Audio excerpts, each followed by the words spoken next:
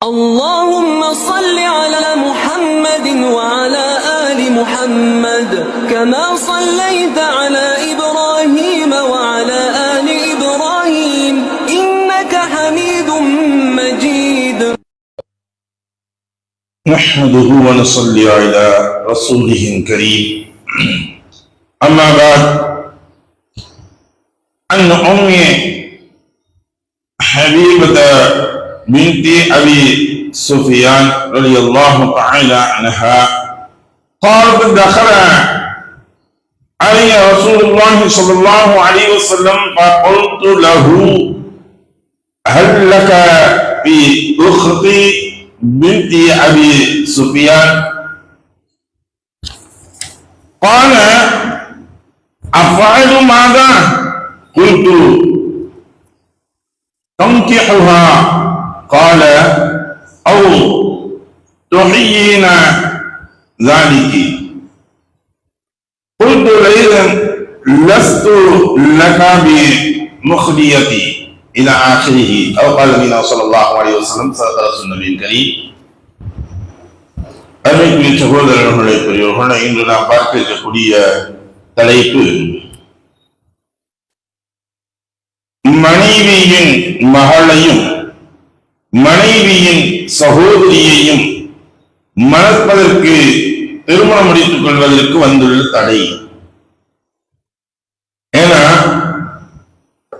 மனைவியின் மகளையும் என்பதை சொல்லக்கூடியது, இந்த குழந்தை தனக்கு பிறந்த குழந்தையாக இருக்காது. முதல் திருமணத்திற்கு முடித்த சமயத்தில் குழந்தைகள் பிறந்திருக்கும் முதல் கணவனுக்கு. இப்ப இவங்களுக்கு கணவனை இழந்தோ அல்லது கணவனால் பிரியப்பட்டு வந்திருப்பாங்க, இரண்டாவது மனம் முடித்திருப்பார்கள். இந்த இரண்டாவது மனம் முடித்த கணவனுக்கு இந்த முதல் காலத்துடைய முதல் கணவனுக்கு பிறந்த குழந்தையை திருமணம் முடிப்பதும் தடை செய்யப்பட்டுள்ளது. ஒரே நேரத்தில் இரு சகோதரிகளை மனம் முடித்துக் கொள்வது, அக்காவின் தங்கச்சியும் மனம் முடித்துக் கொள்வது, இதை பற்றி தான் இந்த ஹதீஸ் பார்க்க இருக்கின்றோம். இன்றைய பாடத்தை நாம் பார்க்க இருக்கின்றோம். நபி ஸல்லல்லாஹு அலைஹி வஸல்லம் அவர்களின் துணைவியான அபூ சுஃபியான் அவர்களுடைய மகள் உம்மு ஹபீபா ரலியல்லாஹு தஆலா அன்ஹுமா அவர்கள் கூறியதாவது: ஒருமுறை ரசூலுல்லாஹி ஸல்லல்லாஹு அலைஹி வஸல்லம் அவர்கள் என் வீட்டிற்கு வந்த பொழுது நான் அவர்களிடம் என் சகோதரியான அபூ சுஃபியானின் புதல்வி விஷயத்தில் தங்களுக்கு நாட்டம் உண்டா என்பதாக கேட்டார்கள். திருமணம் செய்து கொள்வதற்கு நாட்டம் உண்டா என்று கேட்டனே. ரசூலுல்லாஹி ஸல்லல்லாஹு அலைஹி வஸல்லம் அவர்கள் நான் என்ன செய்ய வேண்டும் என்று கேட்டார்கள். நான் அவளை நீங்கள் மணந்து கொள்ள வேண்டும் என்று கூறினேன். அப்ப இவங்க அபூ சுஃபியானுடைய முதல் மகளை ரசூலுல்லாஹி ஸல்லல்லாஹு அலைஹி வஸல்லம் அவர்கள் திருமணம் முடித்திருக்கின்றார்கள். அவங்க கேட்கிறாங்க, என்னுடைய தங்கை இரண்டாவது என்னுடைய தங்கை இருக்காங்க, அவங்க நீங்க மனம் முடிக்கிற விஷயத்துல உங்களுக்கு நாட்டம் இருக்குதா அப்படின்னு கேட்கிறாங்க. உம்மு ஹபீபா ரலியல்லாஹு தஆலா அன்ஹா அவங்க கேட்கிறாங்க. கேட்ட பொழுது ரசூலுல்லாஹி நீ என்ன நினைக்கிறீங்க அப்படின்னு கேட்டேன். அடுத்து சொன்னாங்க, அவரை நீங்கள் மணந்து கொள்ள வேண்டும் என்று. நீங்க அவங்க திருமணம் முடிச்சுக்கணும் அப்படின்னு, இதை நீயே விரும்புகிறாயா அப்படின்னு ரசூலுல்லாஹி திரும்ப கேட்கிறாங்க. இது நீ விரும்புறாயா இல்ல ஒரு தங்கச்சி எதுவும் கேட்டுச்சா அப்படின்னு அந்த கேள்வியில கேட்கிறாங்க. நீயே விரும்புகின்றாயா கேட்டீங்கன்னா அவங்க சொன்னாங்க, ஆம், நீ அவனை திருமணம் முடிச்சுக்கணும் நான் விரும்புறேன் யார சொல்லா அப்படின்னு சொன்னாங்க. ஏன்னா தங்களுக்கு ஒருத்தவங்களுக்கு மட்டும் தங்களுக்கு நான் மட்டும் மனைவியாக இருப்பதிலே அந்த பாக்கியத்தை அடைந்தது போன்று என்னுடைய தங்கையும் அடைய வேண்டும் என்பதற்கு ஆசைப்பட்டுதான் நான் விரும்பினேன் யார சொல்லா. ஏன்னா நபியினுடைய மனைவியாக இருக்கும் பொழுது உம்மஹாத்துல் முஃமினீனாக மாறுறாங்க.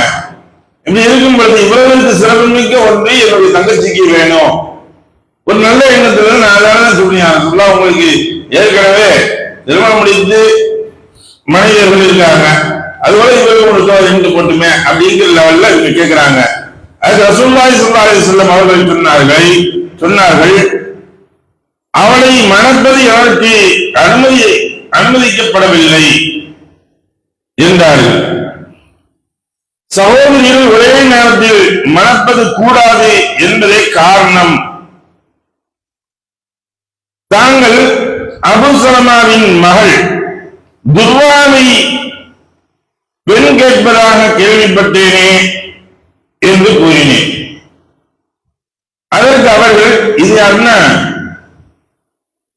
உம்மு சலமா அப்படின்னு சொல்லப்படுது. அபூ சலமா உம்மு சலமான் 2 பேர் இருந்தாங்க. அவர்கள் கணவர் இறந்ததற்கு பின்னால் இவங்க முதலாவது ஹிஜ்ரத் என்று சொல்லக்கூடிய ஹிஜ்ரத்துக்கு போயிருந்தவங்க. அதற்கு பின்னாடி அங்கிருந்து மதீனாவிற்கு ஹிஜ்ரத்துக்கு வந்தவங்க. இப்ப இவர்கள் ஹிஜ்ரத்துடைய பெரிய விஷயங்கள் உம்மு சலமா அபூ சலமா உடையது. கணவனிடமிருந்து மனைவியை பிரித்தார்கள். இரண்டாவது இந்த மனைவியிடமிருந்து குழந்தையை பிரித்தார்கள். இப்படி ஒவ்வொன்றாக தாயும் குழந்தையும் பிரிக்கப்பட்டு இவர்கள் ஹிஜ்ரத்துக்கு அனுப்பப்பட்டார்கள்.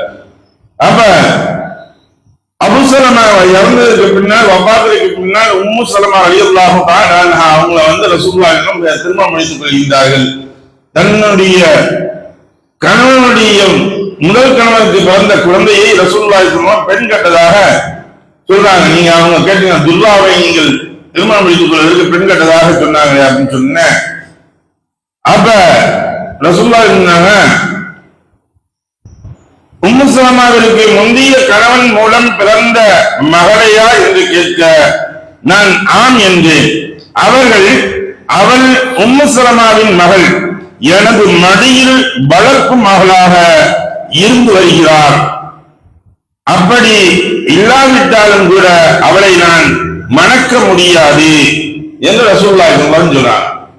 அப்ப முதல் கணவனுக்கு பிறந்த குழந்தை எப்பொழுது இவர் இரண்டாவதாக இந்த பெண்ணை திருமணம் முடிக்கின்றாரோ, முடிக்கக்கூடிய சமயங்களில் முதல் கணவனுக்கு பிறந்த குழந்தைகளும் இவருக்கு குழந்தைகள் தான். மகளாக இருக்கட்டும் மகனாக இருக்கட்டும் இவங்களுக்கு குழந்தைகள் ஒன்றுதான். அதனால ரசூலுல்லாஹி இது என்னுடைய மடியில் தவழ்ந்து பிறந்து நான் தூக்கி வளர்த்த பிள்ளை இல்லாட்டியும் கூட அந்த பெண்ணை நான் திருமணம் முடிப்பது எனக்கு முடியாது.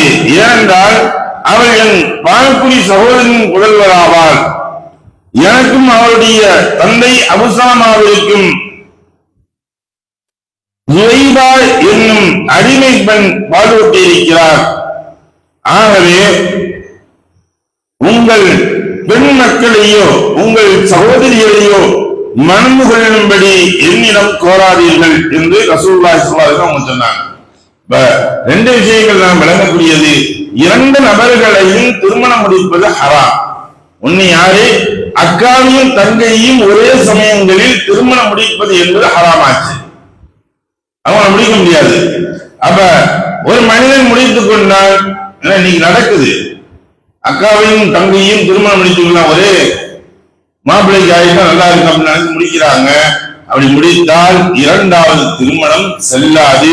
இவருடைய உறவுகள் எல்லாம் தவறான ஒரு உறவுகளாகத்தான் இருக்கும். அதற்கு ஆகிவிடும். என்ன, விபச்சாரத்தில் இவர்கள் ஈடுபட்டுக் கொண்டிருக்கின்றார்கள். பச்சையாக சொல்றதாக இருந்தால் அர்த்தம் சொல்ல முடியும். அப்ப இவர்கள் அந்த திருமணம் என்பது அது கூடாது. அக்காவையும் தங்கையும் ஒரே சமயங்களில் திருமணம் முடிப்பது கூடாது. அக்காவுடைய திருமணம் முதன்மையாக யாரை திருமணம் முடித்தாரோ அதுதான் செல்லும். 2வது திருமணம் முடிப்பது திருமணம் செல்லாது, அது திருமணமாக ஆகாது. அதற்கு மீறி அவர் வாழ்ந்து கொண்டிருந்தால் அவருடைய வாழ்க்கை அவர்கள் இருவருடைய வாழ்க்கை தவறான ஒரு வாழ்க்கையாக மாறிவிடும். அதே போன்று வளர்ப்பு மகளாக, அதாவது வளர்ப்பு மகள் என்பது வேறு. முதல் கணவனுக்கு பிறந்த குழந்தையை 2வதாக திருமணம் முடித்த இந்த கணவன் இருக்கின்றாரே, அவர் எனக்கு பிறந்த குழந்தை இல்லை, அதனால நான் அப்படியே கல்யாணம் முடிச்சுக்கிறேன், அது வேற ஒருத்தவங்க பிறந்த குழந்தை தானே அப்படின்னு நினைச்சாலும் அதுவும் கூடாது. அந்த குழந்தையும் திருமணம் முடிப்பது இவருக்கு ஹராமாச்சு. ஏன்னா இப்பொழுது இந்த மனைவி வரக்கூடிய சமயங்களில் அதுவும் இவருக்கு குழந்தையாக மாறிவிடுகின்றது. மூன்றாவதாக இந்த பால்குடி சட்டங்கள் நாம் முன்னாடி சொன்னோம். யார் செவிலி தாய்களாக வருகின்றார்களோ அவர்களுடன் பிறந்ததுடைய சகோதரன் சகோதரிகள் அவர்களுடைய குழந்தைகள் இவர்கள் எல்லாம் திருமணம் அளிப்பது ஹராமாக இருக்கிறது, தடை செய்யப்பட்டதாக இருக்கிறது என்பதைத்தான் இந்த விஷயங்களை இந்த ஹதீஸ் நமக்கு உணர்த்தி காட்டுகின்றது. எதை படித்தோமோ எதை கேட்டோமோ அதன் விளைவு நடக்கக்கூடிய நன்மக்களாக உள்ளவர்களாக நம்மை ஆக்கி அருள்வானாக. வாஹிர் தாவனா அல்ஹம்துலில்லாஹி ரப்பில் ஆலமீன். சுப்ஹானல்லாஹி வபிஹம்திஹி சுப்ஹானல்லாஹும்ம وبحمدك ونشهد أن لا إله إلا أنت ونستغفرك ونتوب إليك. آمين. سبحان ربك رب العزة عما يصفون والسلام على المرسلين والحمد لله رب العالمين.